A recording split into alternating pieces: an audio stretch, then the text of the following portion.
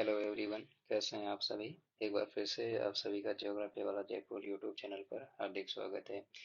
जैसा कि हमने प्रीवियस सेशन में 11th क्लास की एनसीईआरटी है भारत का भौतिक पर्यावरण उसका कंप्लीट डिस्कशन कर लिया है।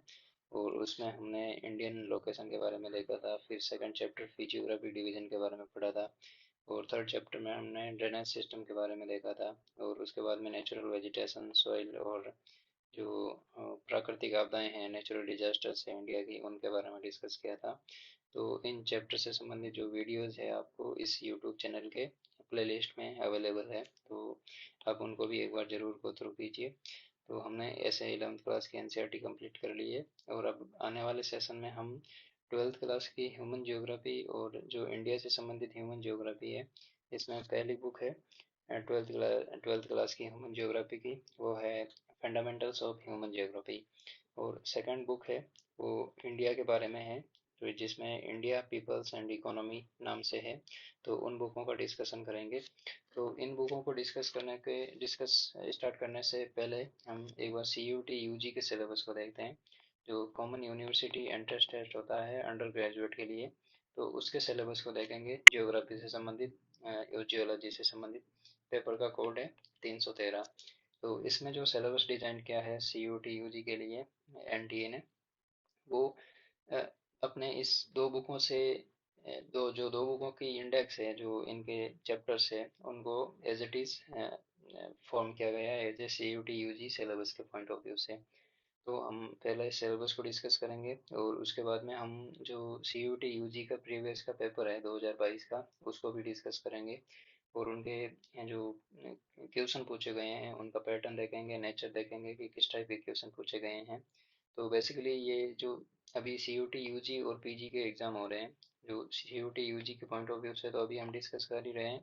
और जो सी यू टी पी जी का आपका एग्ज़ाम है, वो भी जून के आसपास होने की पॉसिबिलिटी है। और सी यू टी यू जी का सिलेबस तो अभी मई में ही है, ठीक है। तो उसके लिए तो एक महीना मुश्किल से बचा है। तो सी यू टी पीजी के लिए भी ये उतनी इम्पोर्टेंट है जितनी सी यू टी यूजी के लिए है। तो सी यू टी पीजी के पॉइंट ऑफ व्यू से भी इन बुकों को हम डिस्कस करेंगे। और जो ओवरऑल जियोग्राफी है, आजकल हर एग्जाम में जियोग्राफी का अच्छा खासा पोर्शन होता है, और उनमें एनसीईआरटी की इम्पोर्टेंस है जो टाइम टू टाइम कंपटीशन के पॉइंट ऑफ व्यू से बढ़ती जा रही है। तो इससे संबंधित हम इन बुकों का डिस्कशन करेंगे। तो एक बार सी यू टी यू जी का सिलेबस देखते हैं, और उसके बाद में हम क्वेश्चन पेपर को डिस्कस करेंगे। तो चलिए डिस्कशन स्टार्ट करते हैं। तो पेपर कोड है 313, भूगोल भूगर्भ शास्त्र, ठीक है। और इसमें जो सिलेबस है, अब सी यू टी यू जी में जो क्वेश्चन पेपर है वो डोमेन सब्जेक्ट से 50 क्वेश्चन आएंगे। There will be one question paper on which will have 50 questions, out of which 40 questions need to be attempt. यानी मतलब 50 क्वेश्चन आपको C U T U G में देंगे, और उनमें से आपको मिनिमम 40 क्वेश्चन अटेम्प्ट करने हैं। यदि आपने 39 क्वेश्चन ही अटेम्प्ट कर लिए, तो आपका फाइनल रिजल्ट में आपका नाम इंक्लूड नहीं होगा, ठीक है, आप पहले ही बार हो जाओगे।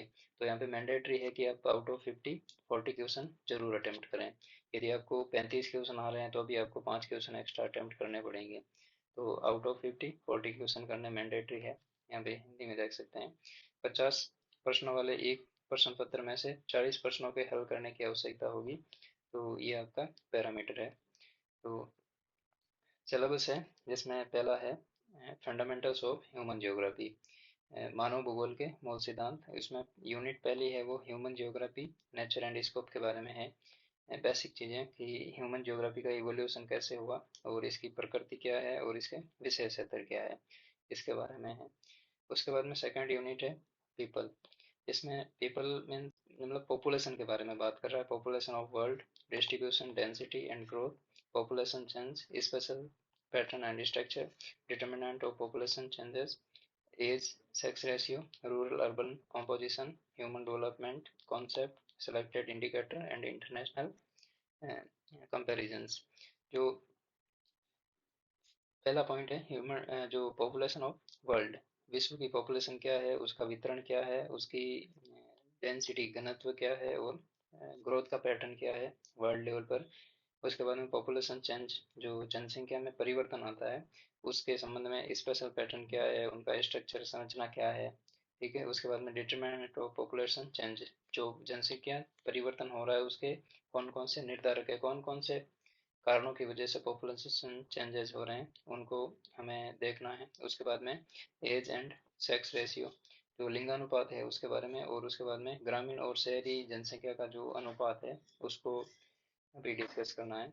नेक्स्ट है ह्यूमन डेवलपमेंट, जो मानव विकास की अवधारणा है, कॉन्सेप्ट है, और उसके कौन कौन से पैरामीटर है जिसके बेस पे ह्यूमन डेवलपमेंट रिपोर्ट को तैयार किया जाता है। और इंटरनेशनल कंपैरिजन, जो अंतर्राष्ट्रीय स्तर पर जो ह्यूमन डेवलपमेंट जारी किया जाता है उसमें कंपैरिजन देखना है। तो इसमें क्वेश्चन ऐसे पढ़ेंगे कि पहली बात तो HDI जो ह्यूमन डेवलपमेंट इंडेक्स रिपोर्ट है उसको प्रिपेयर कौन करता है, या फिर उसमें इंडिया की रैंकिंग पूछ लेंगे, या फर्स्ट बार ह्यूमन डेवलपमेंट रिपोर्ट कब पब्लिश की गई थी, और कौन कौन से इकोनॉमिस्ट थे उन्होंने ह्यूमन डेवलपमेंट इंडेक्स को कंपाइल किया था। और इसमें जो चार पैरामीटर है, चार तीन जो भी पैरामीटर है उनको पूछ लेंगे कि तीन दे देंगे और एक पूछेंगे कि कौन सा इसमें जो इसका पैरामीटर है वो नहीं है।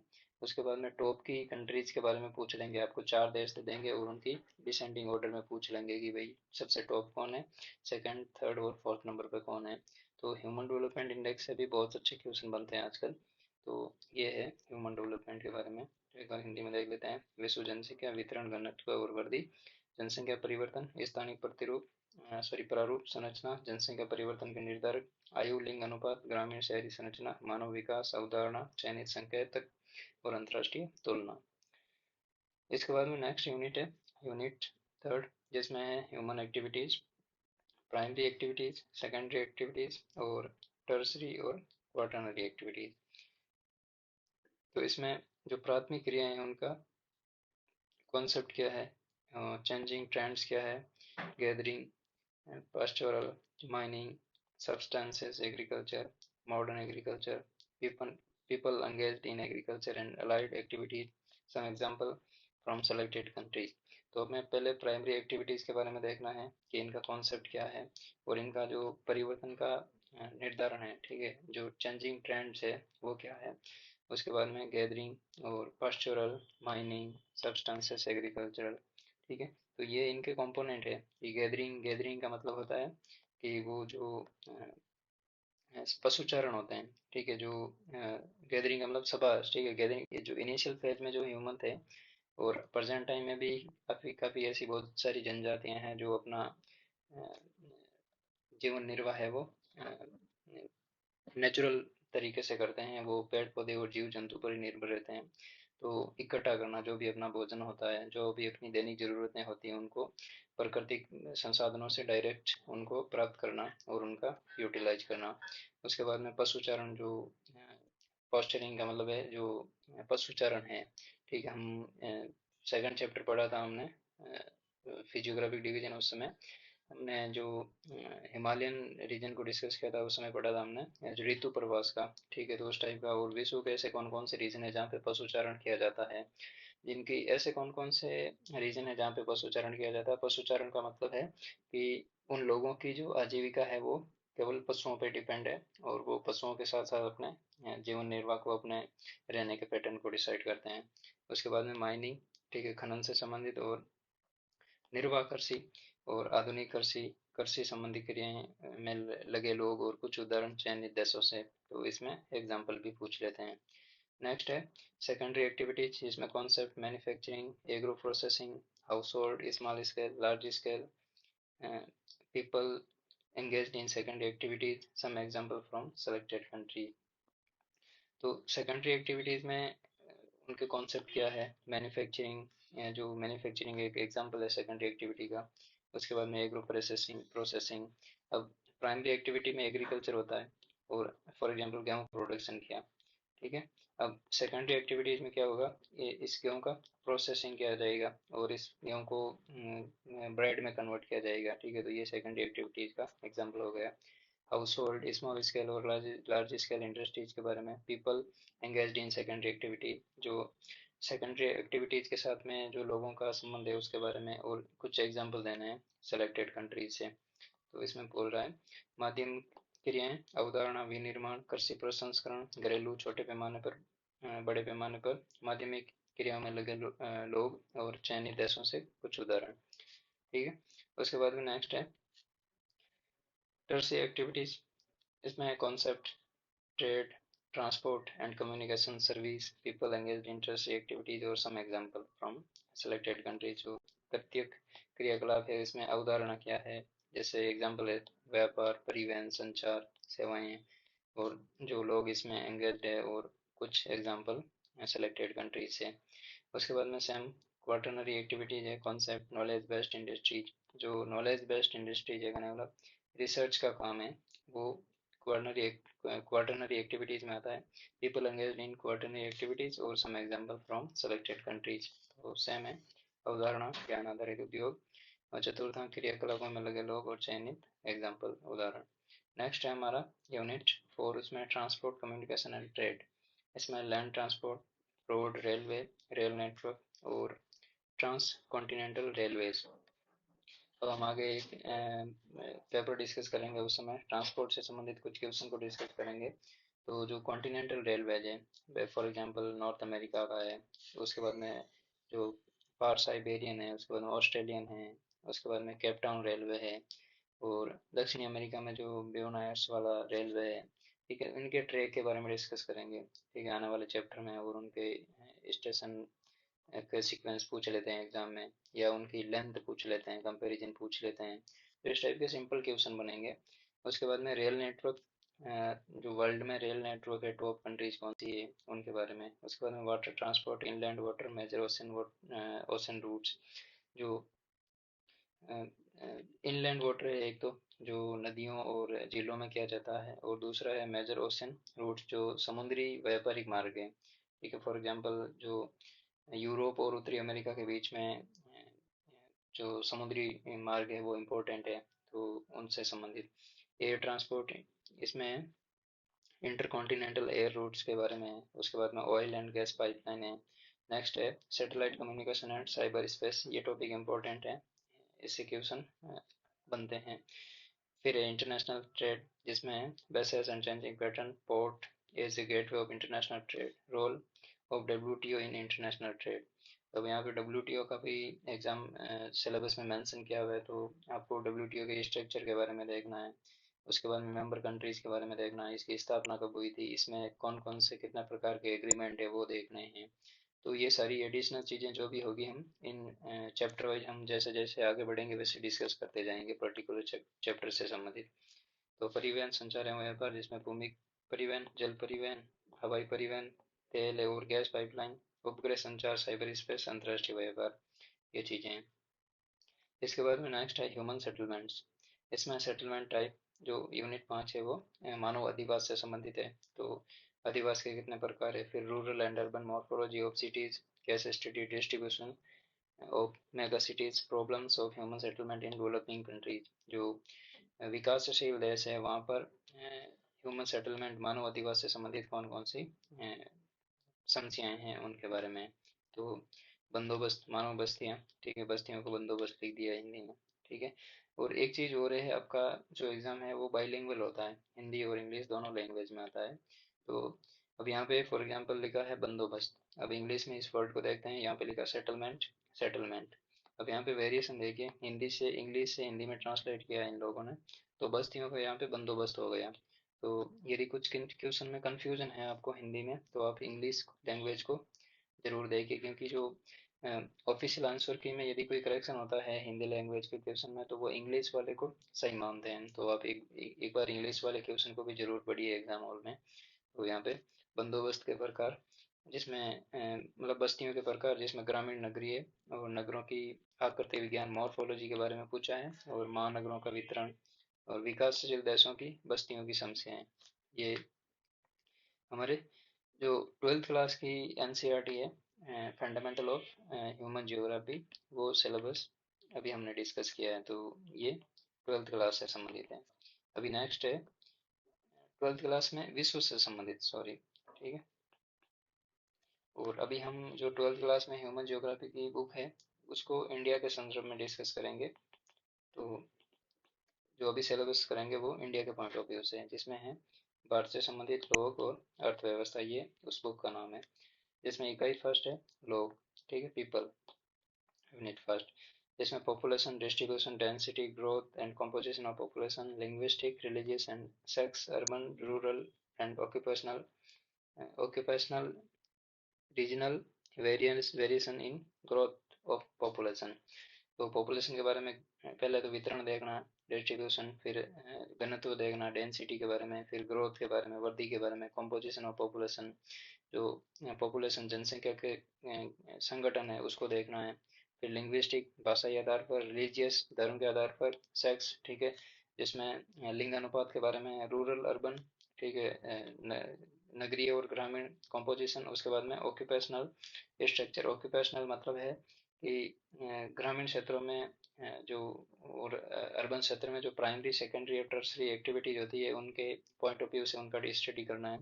और regional variation in growth of population, तो क्षेत्रीय स्तर पर जो पॉपुलेशन ग्रोथ है उसका पैटर्न क्या है उसके बारे में डिस्कस करना है। नेक्स्ट है माइग्रेशन, प्रवास के बारे में, इंटरनेशनल एंड नेशनल, उनका कारण क्या है और उनके परिणाम क्या है, कॉजेज एंड कॉन्सिक्वेंसेज। फिर नेक्स्ट है human development, selected indicators and regional pattern. अब हमने 12th की एनसीईआरटी डिस्कस की थी, उस समय हमने वर्ल्ड लेवल पर डिस्कशन किया था कि उनका वैश्विक संदर्भ है उसको डिस्कस करना था ह्यूमन डेवलपमेंट इंडेक्स से संबंधित।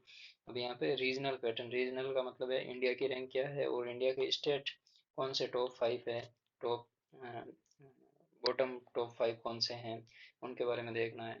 और उनके जो एक ह्यूमन डेवलपमेंट जो इंडेक्स है उनके जो पैरामीटर है वो 0 से लेके 1 के बीच में है, ठीक है, तो इनको वापस 3-4 श्रेणियों में बांटा है, वो भी हम देखेंगे, ठीक है, तो उनको भी देखना है कि वो कहाँ से शुरू होते हैं, कौन से कहाँ पे ख़त्म होते हैं, ठीक है।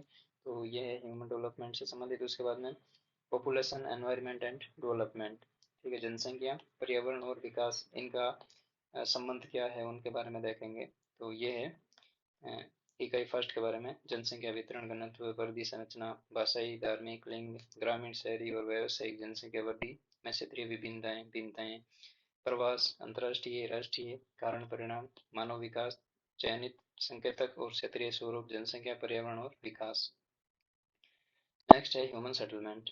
अब ह्यूमन सेटलमेंट पहले हमने 12th जियोग्राफी में पढ़ा था, उस समय ह्यूमन सेटलमेंट के बारे में पढ़ा था। और यहाँ पे rural settlement, type and distribution, उनके प्रकार कितने हैं और उनका वितरण क्या है।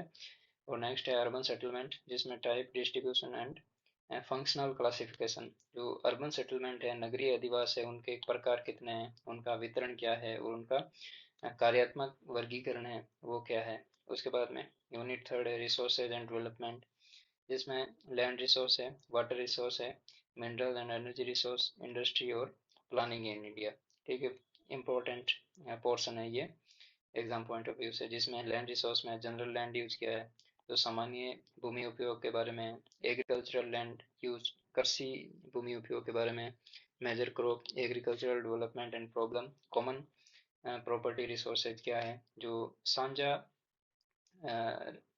Property resource, common property resources का मतलब है कि जो साझा संसाधन है, ठीक है, साझा संसाधन रिसोर्सेज क्या है, एक बार हिंदी में देखते हैं इसका मेन मतलब क्या है। सामान्य संपत्ति संसाधन, ठीक है, तो इनके बारे में है कि जो फॉर एग्जांपल कोई ग्रामीण क्षेत्र के आसपास में जो लैंड पड़ा है, ठीक है, तो वो कॉमन प्रॉपर्टी के संबंध में आएगा, सामान्य संपत्ति संसाधन के संबंध में, कि उनका पूरा ग्रामीणों का उस कॉमन लैंड पर अधिकार होगा कि वहाँ पे वो पशुचारण कर सकते हैं, वहाँ से लकड़ी ला सकते हैं जलाने के लिए, और और भी कई सारे उपयोग है वहाँ पे, तो वाटर हार्वेस्टिंग के लिए उनका उपयोग कर सकते हैं, ठीक है।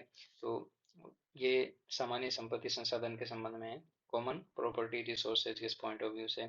उसके बाद में जो मेजर क्रॉप्स है, मुख्य फसलें हैं, उनके बारे में, और एग्रीकल्चरल डेवलपमेंट एंड प्रॉब्लम, जो भारतीय कृषि है उनका विकास कैसे हुआ और उनकी मुख्य क्या क्या प्रॉब्लम्स है उनके बारे में।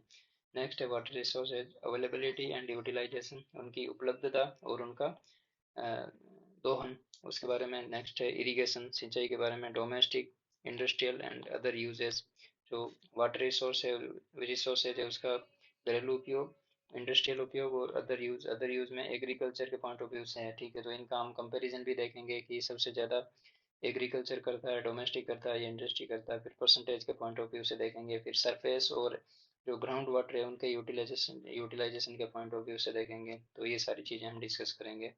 उसके बाद में scarcity of water and conservation method.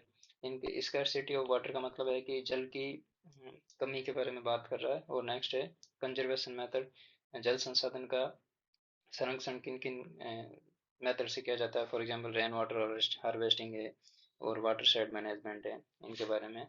और one case study related with participatory watershed management to be introduced, जो नीरू मीरू परियोजना है और प्रीवियस सेशन में एग्जाम में क्वेश्चन भी पूछा था, हम अभी आगे डिस्कस करेंगे। ठीक है, तो कुछ ऐसे जनरल बातें हैं जो एनसीईआरटी का चैप्टर दिया हुआ है आपके, और उनके कुछ बॉक्स में कुछ चीज़ें दे रखी है। ठीक है, तो वो भी बहुत इंपॉर्टेंट होती है। हम क्या करते हैं, जनरली उनको अवॉइड कर देते हैं और जो मेन थीम है उनको पढ़ के आगे बढ़ जाते हैं। तो हम डिटेल से डिस्कस करेंगे। नेक्स्ट है मिनरल्स एंड एनर्जी रिसोर्सेज, जिसमें मेटालिक और non metallic minerals and there distribution, conventional and non conventional energy resources, जो धात्विक और अधात्विक खनिज है उनका डिस्कस करेंगे और उनका वितरण क्या है उनको देखेंगे। और कन्वेंशनल और नॉन कन्वेंशनल एनर्जी रिसोर्सेज है, जो परंपरागत और अपरंपरागत ऊर्जा संसाधन है उसके बारे में है। नेक्स्ट है इंडस्ट्रीज, जिसमें टाइप एंड डिस्ट्रीब्यूशन, उसमें industrial location and clustering, changing pattern of selected industries, iron and steel, cotton, textile, sugar, petrochemical and knowledge based industries, impact of liberalisation, privatisation and globalisation on industrial location. तो industries भी विस्तृत topic है, इसको भी अच्छे से चर्चा करेंगे। इसमें पूछ रहा है कि उसका प्रकार क्या है, इंडस्ट्रीज कितने प्रकार की है, उन इंडस्ट्रीज का वितरण क्या है, और इंडस्ट्रियल लोकेशन क्या है। जो वेबर ने इंडस्ट्रियल लोकेशन थ्योरी दी थी उसके पॉइंट ऑफ व्यू से भी हम डिस्कस करेंगे कि उन्होंने क्या बातें कही है।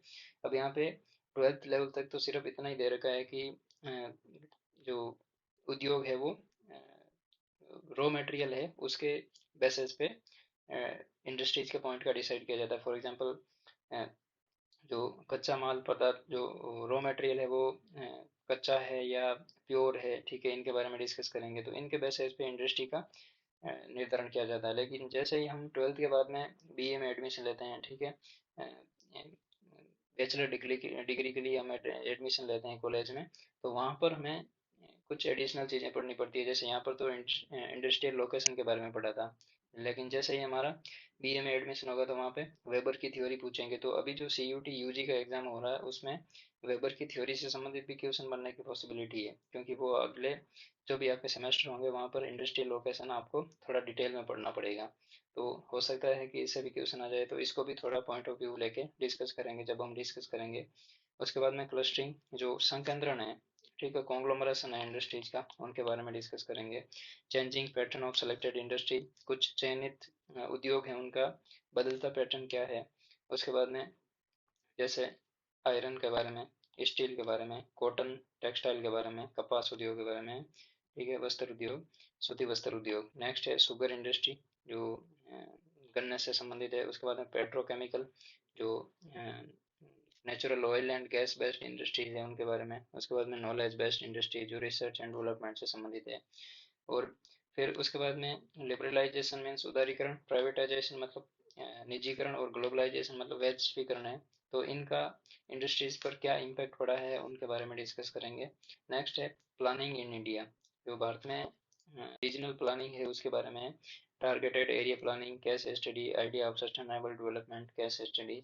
अब टारगेट एरिया प्लानिंग में बहुत सारी ऐसे प्लानिंग रीजन है। फॉर एग्जांपल एक तो हमारा जो 5 ईयर प्लान सिस्टम है, ठीक है, 5 ईयर प्लान सिस्टम है, उसके बारे में क्वेश्चन पूछ लेंगे कि कौन से 5 ईयर प्लान में किस योजना को शुरू किया गया था। उसके बाद में बहुत सारी पॉवर्टी से संबंधित है, एग्रीकल्चर से संबंधित है। उसके बाद में जो सिंचाई से संबंधित प्रोजेक्ट है, जैसे फॉर एग्जांपल दामोदर वैली हो गया। उसके बाद में नेशनल कैपिटल रीजन प्रोजेक्ट है उसके बारे में। तो इन सारी चीज़ों को डिटेल से डिस्कस करेंगे, क्योंकि ये प्लानिंग के संबंध में इंपॉर्टेंट क्वेश्चन है, तो इनसे क्वेश्चन बनते हैं। ठीक है, जो 5 ईयर प्लान है उसके पॉइंट ऑफ व्यू से सारी चीज़ों को डिस्कस करेंगे। उनका टाइमिंग क्या है 5 ईयर प्लान का, उनको कौन कौन से मॉडल के नाम से जानते हैं, ये सारी चीज़ें डिटेल से डिस्कस करेंगे। नेक्स्ट है यूनिट 4, जिसमें transport, communication and international trade है।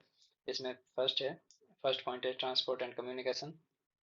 सेकंड है roads, railways, waterways and airways, oil and gas pipeline, national electric grid क्या है, उसके बाद में कम्युनिकेशन नेटवर्क क्या है, रेडियो, टेलीविजन, सैटेलाइट और इंटरनेट। ठीक है, करंट का टॉपिक है। ठीक है, बेसिक स्टैटिक चीज़ें तो हमें एनसीईआरटी से मिलेगी, और जो एडवांस चीज़ें होगी वो आपको इंक्लूड करके करंट की सारी चीज़ें एक्सप्लेन करेंगे।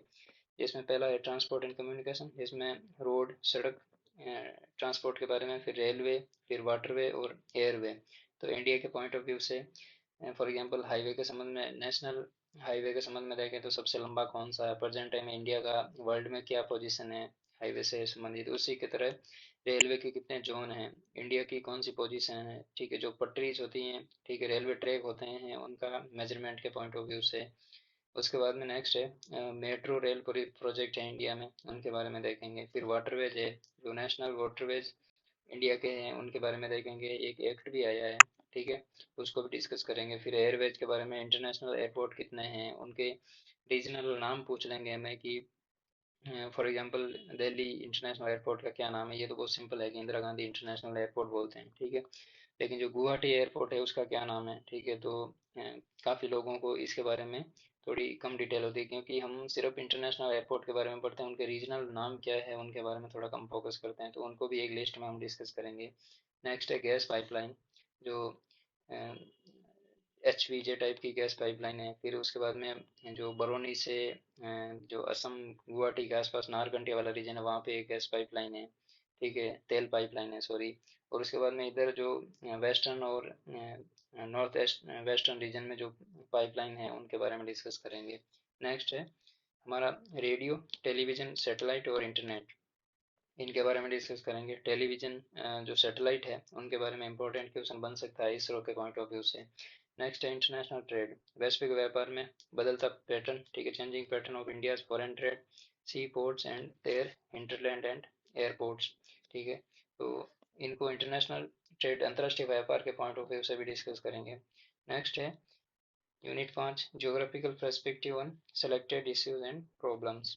ठीक है, कुछ ऐसे भौगोलिक जियोग्राफिक पर्सपेक्टिव है उनका, इश्यू और उनके समस्याएं क्या है उनके बारे में। For example environmental pollution, urban water disposal, sorry urban waste disposal, जो शहरी क्षेत्रों में वेस्ट होता है उसको, उसका डिस्पोजल यदि अच्छे तरीके से नहीं किया जाए तो बहुत सारी प्रॉब्लम्स क्रिएट हो जाती है। फॉर एग्जांपल उनको किसी सरफेस पर पहाड़नुमा संरचना बनती है। ठीक है, फॉर एग्जांपल दिल्ली का एग्जांपल लें। ठीक है, तो दिल्ली में जो कचरे के ढेर बने हुए हैं उनके बहुत सारे प्रॉब्लम्स हैं। कैसे, एक तो जो ढेर बने हुए हैं उनके आसपास का जो एनवायरनमेंट होता है वहाँ पे एयर पोल्यूशन हो जाता है। दूसरा, वहाँ पे जो लैंड डिग्रेडेशन हो जाता है, जो फर्टाइल लैंड है वो खराब करने का मतलब, खराब नहीं बोल सकते उसको, इरोड हो जाती है, या यूज के पॉइंट ऑफ व्यू से वो उनको हम यूज नहीं कर पाते हैं, उस टाइप की हो जाती है। फिर जो इनके जहाँ पे कचरे का ढेर होता है वहाँ पर जो फिल्ट्रेशन की वजह से जो इनके जो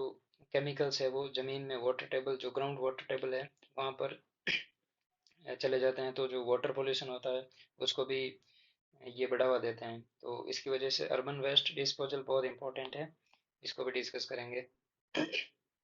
नेक्स्ट है अर्बनाइजेशन, अर्बनाइजेशन जो नगरीकरण है उसके बारे में देखेंगे। रूरल अर्बन माइग्रेशन के बारे में देखेंगे, और उनकी स्ट्रीम्स है, 4 प्रकार की स्ट्रीम्स है, उनको देखेंगे। Rural urban, rural rural urban, rural और अर्बन अर्बन। ठीक है, तो इसको भी डिस्कस करेंगे कि कौन सी स्ट्रीम में ज़्यादा होता है, कौन सी में कम होता है। इंटरनेशनल माइग्रेशन सबसे ज़्यादा कौन सी स्ट्रीम में होता है। ठीक है, फिर नेशनल लेवल पर देखेंगे कि इंट्रा स्टेट और इंटर स्टेट में सबसे ज़्यादा कौन सी स्ट्रीम से होता है। फिर प्रॉब्लम्स ऑफ स्लम्स, ठीक है, जो स्लम क्षेत्र की गंदी बस्तियां हैं उनकी क्या प्रॉब्लम है। ठीक है, उनके बारे में देखेंगे। फिर लैंड डिग्रेडेशन, ठीक है, जो भूमि जो अवकरण बोलते हैं, एक मिनट हिंदी में देखते हैं, भूमि अवकरण, अवक्रमण। ठीक है, जो फर्टाइल लैंड है उसको हम मानव क्रियाएं होती है, जैसे फॉर एग्जांपल इसका एग्जांपल ले लेते हैं, शहरी कचरा निपटान है, उसकी वजह से यहाँ पे जो फर्टाइल लैंड था यहाँ पे हमने एक कचरे का ढेर कर दिया। ठीक है, कचरा निपटान प्रोसेस में यहाँ पे कचरे का ढेर कर दिया, तो यहाँ पे जो भूमि होगी उसका अवक्रमण हो जाएगा। ठीक है, डिग्रेडेशन हो जाएगा, वो हमारे उपयोग के पॉइंट ऑफ व्यू से अच्छी नहीं रहेगी। ठीक है, तो ये है, हम एक बार हिंदी में देख लेते हैं मानव बस्तियाँ। ठीक है, ग्रामीण और नगरीय बस्तियों के बारे में। फिर संसाधन है, भू संसाधन, जल संसाधन, उसके बाद में ऊर्जा और खनिज संसाधन, उद्योग के बारे में, भारत में योजना, उसके बाद में परिवहन संचार। ठीक है, उसमें परिवहन और संचार के बारे में, अंतर्राष्ट्रीय व्यापार के बारे में, फिर चयनित मुद्दे, समस्या, ठीक है, उनके बारे में, पर्यावरण प्रदूषण, शहरी और ग्रामीण संबंधित, प्रवास से संबंधित है, मलिन बस्तियां, स्लम्स के बारे में, और उसके बाद में भूमि अवक्रमण के बारे में, लैंड डिग्रेडेशन के बारे में, ठीक है। तो ये हमारा CUET यूजी का सिलेबस है, ठीक है। पहला तो CUET यूजी का सिलेबस है, और जो CUET पीजी का एग्जाम होता है आपके, ठीक है, उसमें भी सेम सिलेबस है। तो CUET पीजी के सिलेबस में तो सिर्फ इतनी चीज़ें इंक्लूड है, और जो CUET यूजी का सिलेबस है उसमें तो यही चीज़ें इंक्लूड है, लेकिन CUET पीजी का सिलेबस है वो ब्रॉड है, उसमें 3 पार्ट है। पार्ट ए में है फिजिकल ज्योग्राफी, पार्ट बी में है ह्यूमन ज्योग्राफी, और पार्ट सी में है प्रैक्टिकल ज्योग्राफी, ठीक है। तो ये सारी चीज़ें हैं। तो जो फिर CUET पीजी का एग्जाम होता है उसमें पार्ट बी है वो, उसका सिलेबस ये है, 2 NCERTs है, इनको हम अच्छे से डिस्कस करेंगे। तो जब हम इन NCERTs को डिस्कशन को स्टार्ट करेंगे तो उनको इन 2 एग्जाम के पॉइंट ऑफ व्यू से, और जो आने वाला एग्जाम है ज्योग्राफी के पॉइंट ऑफ व्यू से, उन सभी के लिए इम्पोर्टेंट है। तो अभी हम इन बुकों को स्टार्ट करने से पहले ये सोचा कि ये सिलेबस सिमिलर है, तो एक बार इसके बारे में भी डिस्कस कर लेते हैं, ठीक है। अब एक बार पेपर देखते हैं CUET यूजी का, ठीक है। ये ज्योग्राफी का पेपर है, तो इसको एक बार देखते हैं कि क्वेश्चन का नेचर क्या है, ठीक है। Definition of density of population, ठीक है, डेंसिटी ऑफ पॉपुलेशन की डेफिनेशन पूछ रही है। नेक्स्ट में पूछा है कि इंडोनेशिया और मलेशिया में शिफ्टिंग कल्टीवेशन होती है, ठीक है, स्थानांतरित कृषि होती है, उसको किस नाम से जानते हैं। फिर है रूरल इंडस्ट्रियल रीजन की लोकेशन पूछ लिया हमें। उसके बाद में नेक्स्ट है industry producing raw material for the industries is known by, जो इंडस्ट्रियल लोकेशन है, ठीक है, उनके बारे में पूछ लिया है। नेक्स्ट है जो रेडियो ब्रॉडकास्टिंग है इंडिया में, उस रेडियो प्रसारण है इंडिया में कब स्टार्ट हुआ था फर्स्ट टाइम, उसके बारे में पूछा है।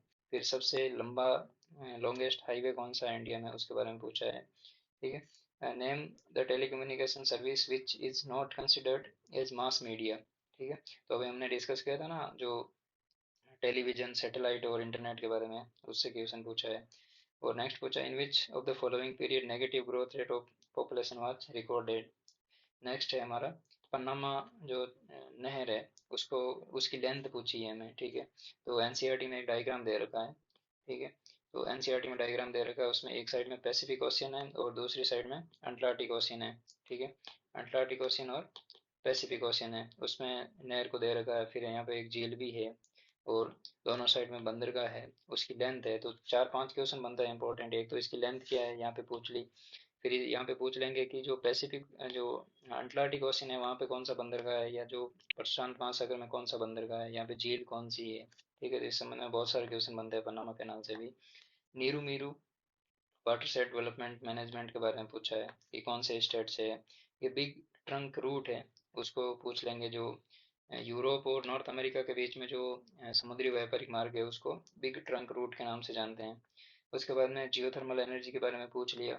और नेक्स्ट है ड्रॉट प्रोन एरिया प्रोग्राम के बारे में पूछ लिया। तो यहाँ पे 5 ईयर प्लान का पूछा है कि कौन से 5 ईयर प्लान में इसको इनिशिएट किया था। नेक्स्ट है कि द पॉपुलेशन बॉम्ब, ठीक है, ये पुस्तक किसकी है, ठीक है, इसका ऑथर कौन है, ठीक है। तो ये चीज़ें दे रखी है। नेक्स्ट है स्वच्छ भारत मिशन, गवर्नमेंट मतलब गवर्नमेंट ऑफ इंडिया का पार्ट है, ठीक है। तो ये किस मिशन का पार्ट है, स्वच्छ भारत मिशन, उसके बारे में पूछ लिया। और Indian national human development report के बारे में पूछ लिया कि इस इंडेक्स में लोवेस्ट रैंक कौन से स्टेट की है, ठीक है। और उसके बाद में नेक्स्ट है कि in the production of cotton India stand which rank in the world, ठीक है, in term of cotton production, ठीक है, विश्व में भारत की कपास उत्पादन में रैंक पूछ ली है। नेक्स्ट है important underground railway channel tunnel joins which two cities of Europe, है ना, मतलब यूरोप की दो ऐसी कौन सी कंट्रीज है जहाँ पे जो चैनल टनल है, एक रेलवे है, ठीक है, रेलवे रूट है चैनल टनल, ठीक है, वो बेसिकली इंग्लैंड को फ्रांस से जोड़ता है, ठीक है, जो इंग्लिश चैनल है वहाँ पर इसको बनाया गया है, ठीक है। तो इसके बारे में पूछा है।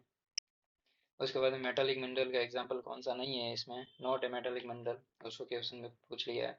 Name the city where Asia largest slum Dharavi is located, अब धारावी कहाँ पर लोकेटेड है, ठीक है। इसके बारे में जो स्लम हमने लास्ट में पढ़ा था इंडियन ह्यूमन ज्योग्राफी के पॉइंट ऑफ व्यू से, वहाँ पे है। और यहाँ पे पूछा है कि जो वर्ल्ड पॉपुलेशन है 2050 तक अर्बन एरिया में कितने परसेंट या कितना पार्ट जो अर्बन पॉपुलेशन है रहेगा 2050 में, उसका एस्टिमेट पूछा है।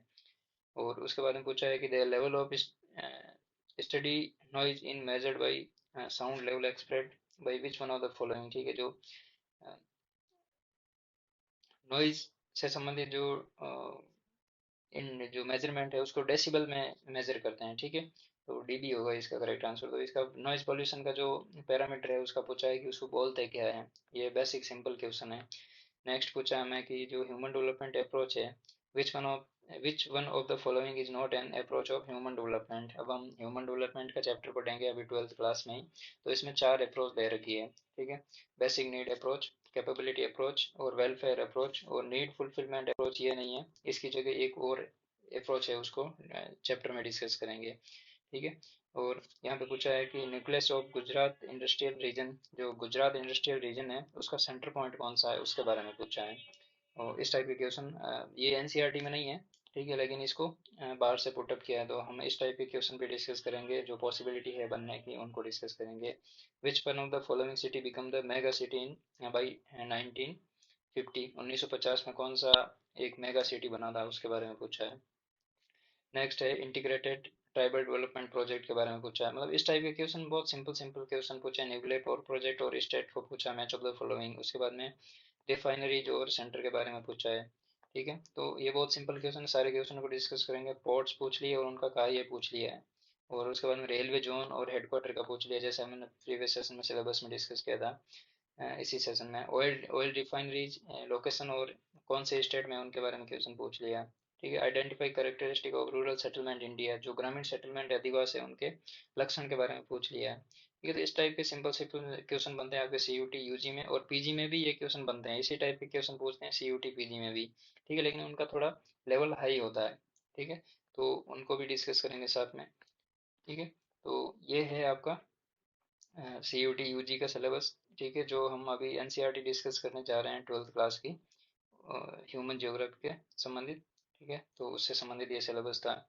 तो चलिए आगे हम बुक को डिस्कस स्टार्ट करेंगे आने वाले दिनों में। कल से हम इस ह्यूमन ज्योग्राफी की जो 12th की बुक है उसको डिस्कस करेंगे। ठीक है, उसके बाद में ट्वेल्थ में जो ह्यूमन ज्योग्राफी की इंडिया से संबंधित पुस्तक है उसको नेक्स्ट, ये ह्यूमन ज्योग्राफी 12th की पहली बुक डिस्कस करने के बाद में हम दूसरी इंडिया से संबंधित जो ह्यूमन ज्योग्राफी है उसको डिस्कस करेंगे।